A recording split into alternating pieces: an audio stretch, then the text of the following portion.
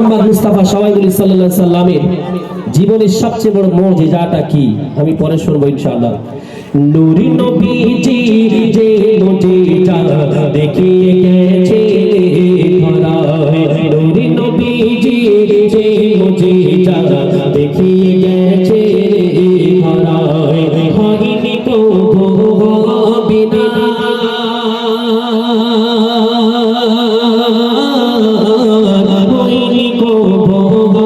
বিনা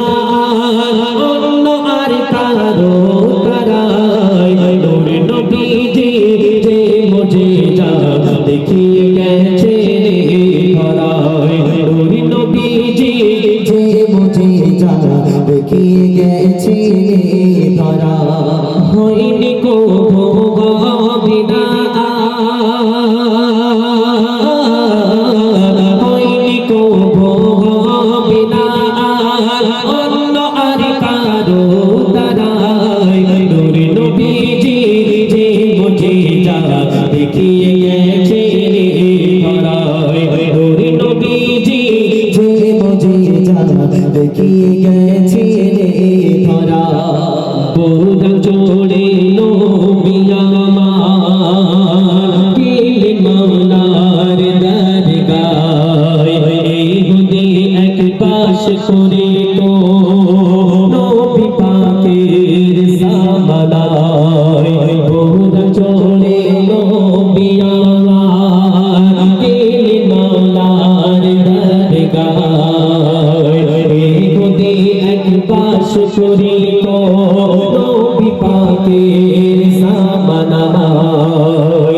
মিরাজের ঘটনা যখন ইহুদি শেষ শুনিল, মিরাজের ঘটনা যখন ইহুদি শেষ শুনিল, বলে মিরাজ কি করে গেল মুহাম্মদ, বলে মিরাজ কি করে গেল মুহাম্মদ, আসমানের কোথায় দরজা পেল, নূরে নবীজি যে মুজিজা দেখিয়ে গেছে ধরায়, নূরে নবীজি যে মুজিজা দেখিয়ে গেছে ধরায়, হয়নি কবু বিনা হয়নি কবু বিনা অন্য আর কারো দ্বারায়, নূরে নবীজি যে মুজিজা দেখিয়ে গেছে ধরায়। ওই ইহুদি মনে মনে করছে এক রাতে মক্কা থেকে মদিনায় যাওয়া যায় না। আচ্ছা বলেন, এখানে আমরা যারা উপস্থিত বসে আছি, কেউ যদি এসে বলে আমি এখান থেকে চলতে শুরু করেছি, আমি এক রাতের মধ্যে কেন এক সপ্তাহের মধ্যে এখান থেকে হেঁটে হেঁটে দিল্লি থেকে ঘুরে এসেছি, কেউ মানবে? এখানে কেউ মানবে যে হেঁটে হেঁটে দিল্লি থেকে ঘুরে এসেছে এক রাতে, এই এক সপ্তাহ ধরে টাইম দিলাম? কেউ মানবে না। তো তখন যারা নবীর প্রতি যাদের ঈমান ছিল না, তারা এই কথাটাকে নিয়ে ব্যঙ্গচিত্তে রহস্য করতে শুরু করলো, কিন্তু যাদের ঈমান ছিল তারা এই কথাটাকে বিশ্বাস করে তারা আরো উচ্চ উপাধিতে ভূষিত হতে শুরু করলো। যেমন আবু বকর সিদ্দিক রাদিয়াল্লাহু আনহু, এই সত্য ঘটনাকে সাক্ষ্য দেওয়ার জন্য তাকে সিদ্দিক উপাধিতে ভূষিত করা হয়েছিল। ফেরাউন মনে আবু জাহেল মনে মনে করলো একটা ভালো মশলা পাওয়া গেছে, এবার মুহাম্মদকে মক্কার বুকে জালিল করা হবে। তো কার কাছে বলবে? সর্বপ্রথমে গেল আল্লাহ রাসূল সাল্লাল্লাহু আলাইহি ওয়াসাল্লামের প্রিয় বন্ধু হযরত আবু বকর সিদ্দিকের কাছে গিয়ে বলছে, শোনো আবু বকর, মুহাম্মদ এবার পুরো পাগল হয়ে গেছে, নাউজুবিল্লাহ। বলে কেন? বলে সে এই ঘটনা বলছে, এক রাতে নাকি এইসব করেছে। বলে আমার নবী যদি এটা বলে থাকে তবে বারহাক সত্য কথা বলেছে। এইটা স্বীকার করার জন্য আল্লাহ পাক তাকে সিদ্দিক উপাধিতে ভূষিত করে দিলেন, যে নবীকে বিশ্বাস করার জন্য। তবে লিখছেন, শোনো, আকিদাতে পৌঁছায় না যাওয়া মক্কা হতে মদিনায়, সাত আকাশে কেন মুহাম্মদ, পাগলামি আর কিছু না, এত কিছু ভেবে ইহুদি মাছ কিনে ঘরে ফিরে, এত কিছু ভেবে ইহুদি মাছ কিনে ঘরে ফিরে, মাছের চোরা ওই পকেটে এসে গোসল করিতে নবী যায়,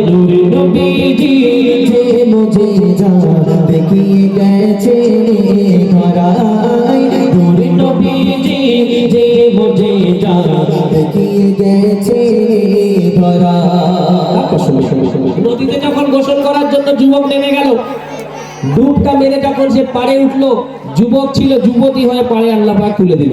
এখন সে মনে মনে করছে, হাই যে ছিলাম তো যুবক, হ্যাঁ, বউয়ের কাছে মাছ কিনে দিয়ে এলাম, আর এখন তো আমি যুবতী হলাম, বাড়ি তো ফেরা সম্ভব না।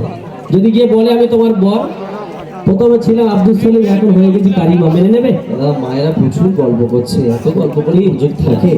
হ্যাঁ, বোম ফেললে তো গল্প বলবে, ফলো করবে, ঠিক আছে আপনারা করুন। আগে পারমিশন আপনাদের দেওয়া হলো। তো এই ঘটনা থেকে আমরা এটা বুঝতে পারি, আল্লাহ চাই তো অনেক কিছু সম্ভব। সে মনে মনে করছে আমি তো পুরুষ ছিলাম, এখন রমণী হয়েছি, মহিলা হয়েছি, এখন কি করা যায়।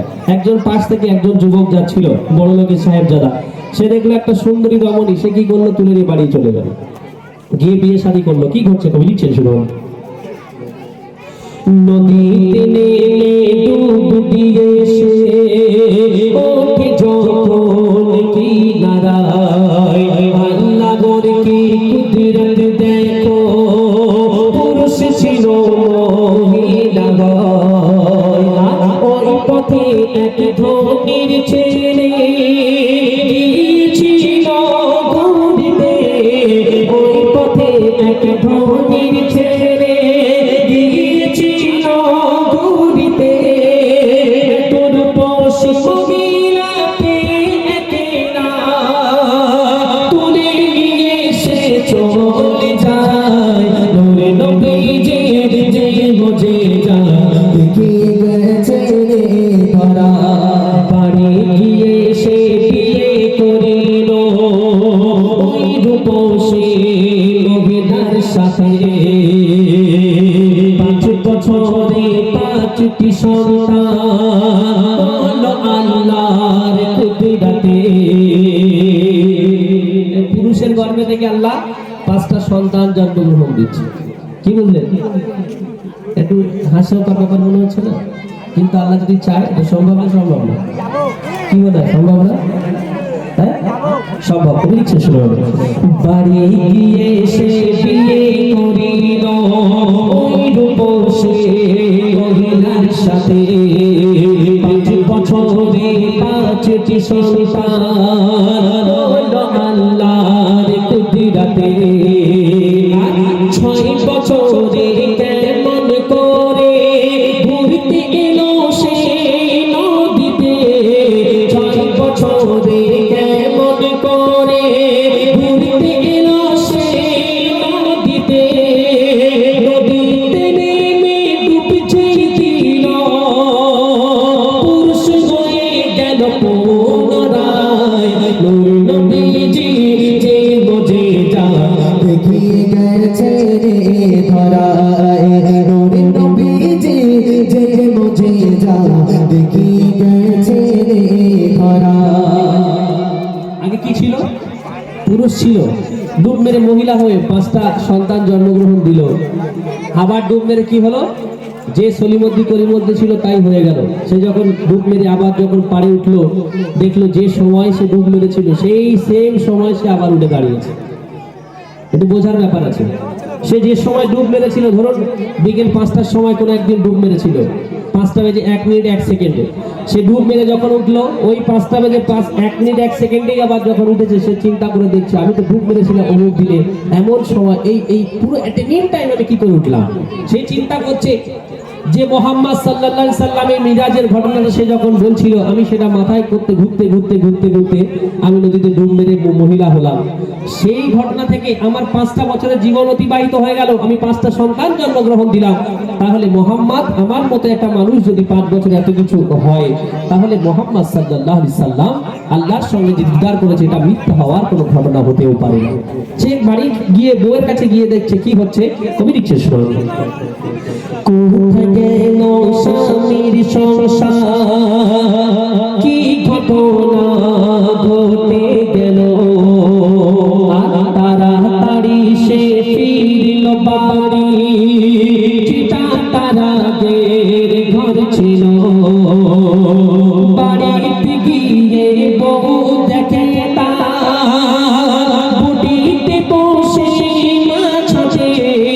বাড়িতে গিয়ে বউ দেখে তার বুটিতে বসে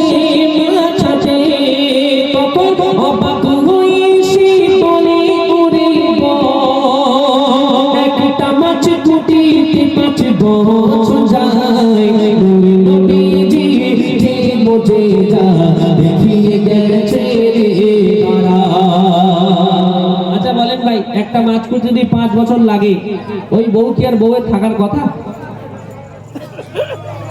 কি মনে হয় আপনাদের? বলছি না, এখানকার মায়ের অনেক ফাস্ট কাজ করে। একটা বউ যদি 5 বছর একটা বটিতে বসে মাছ কোটে, ও মাছ কোটার কথা না বাড়িতে এসে বউ কোটার কথা। তো বউকে যখন বলছে এখন তুমি 5 বছর লাগালে মাছটা কুটতে, এখনো কোটা শেষ হলো না, বউ তখন ধমক দিয়ে বলছে তোর মাথা মাথা খারাপ হয়ে গেল, তুমি তো এই মাত্র আমাকে মাছটা দিয়ে যেতে পারলে না, ঘুরে এসে বলছো 5 বছর হয়ে গেছে, তুমি নেশা পেশা করলে নাকি? ওই লিখছেন, শুনো শেষ কথায়। বউ কথা শুনে পরে নেশা করে এলে নাকি, কেন এই মাত্র তো দিয়ে গেলে মা, রান্না এখনো বাকি, ইহুদি ভাবে এক ডুবে দে, 5 বছর যখন বল পার, ইহুদি ভাবে এক ডুবে দে, 5 বছর যখন বল পার, এক রাতে মোগাল মাঝে পারে না কেন, শোনো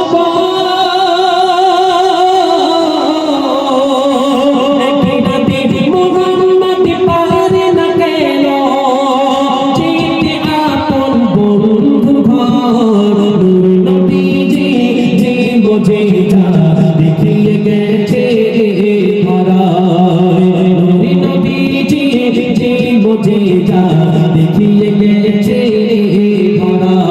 হয়নি কভো বিনা,